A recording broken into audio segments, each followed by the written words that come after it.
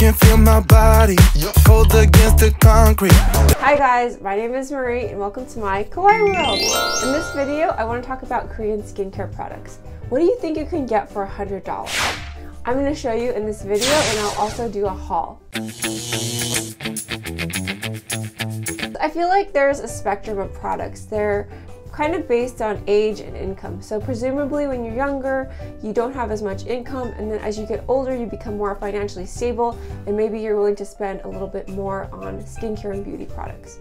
So at the cheaper end of the spectrum, we have brands like Etude House and Tony Moly, and they use really bright, colorful packaging with characters like Pokemon and even Sesame Street, and it's marketed towards teenagers and people in their early 20s. And then you have the more mid-range products, which are a little bit more simple in their design. They don't have a lot of characters on their packaging, and those are marketed towards people in their late 20s, early 30s. For example, Laneige, Nisha, maybe CosRX, and some of those more indie brands.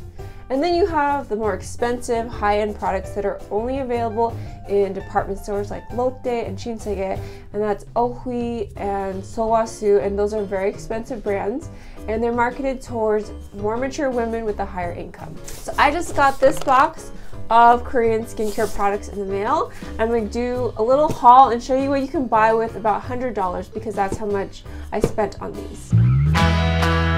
One of the fun things about getting Korean skincare is that they always give you samples of new products, and it looks like they sent me some Misha samples.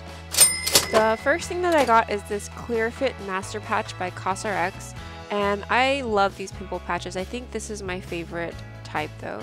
These are super thin, so they're great for wearing during the day because you can't really see them. And what these basically do is, if you have a whitehead that's pretty much ready to pop, then you should put this sticker on top of your pimple, and then if you leave it on for a while, it'll just suck out all of the moisture from your pimple. Other pimple patches that I used are a lot thicker and more noticeable.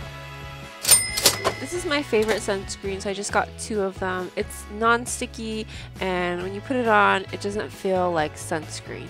Next, I got this Galactomyces Tone Balancing Essence by CosRX, and this is something that you put on your skin right after you wash your face. Essence really hydrates your skin and basically helps it to absorb other products better. I actually ordered quite a few essences in this haul.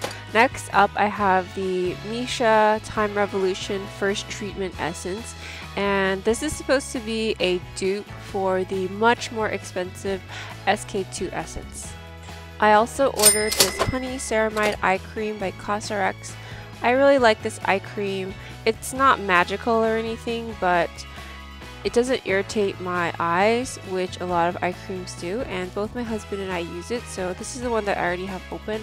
As you can see, we've used a lot of it, and so I just ordered another one to replace it. This last one is the one that I was most excited about getting. It's the Wamisa Organic Flowers Toner Essence, and this is another fermented product, and fermentation basically breaks down the molecules of whatever the product has and makes them smaller so that your skin can more easily absorb whatever goodness is in that product. The fermentation process also creates additional nutrients that help to hydrate and moisturize your skin.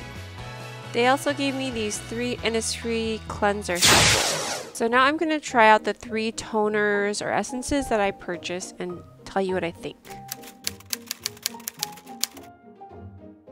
This is unscented, which I really like. So I'm actually going to try this on my skin. I'm going to do a few layers. So I have about like half a teaspoon, and then I'm just going to go like this. Okay, let that soak in. It feels very light. It doesn't feel sticky. It just feels like I'm putting like a slightly viscous water on my face. Okay, now I'm going to try the Organic Flowers Toner. And this is the ferment, so it's a little bit more viscous. And it smells nice. This one feels a little bit sticky when I put it on my face. It smells nice though. This one, okay, that one smells really nice, and it feels like it plumped up my skin quite a bit.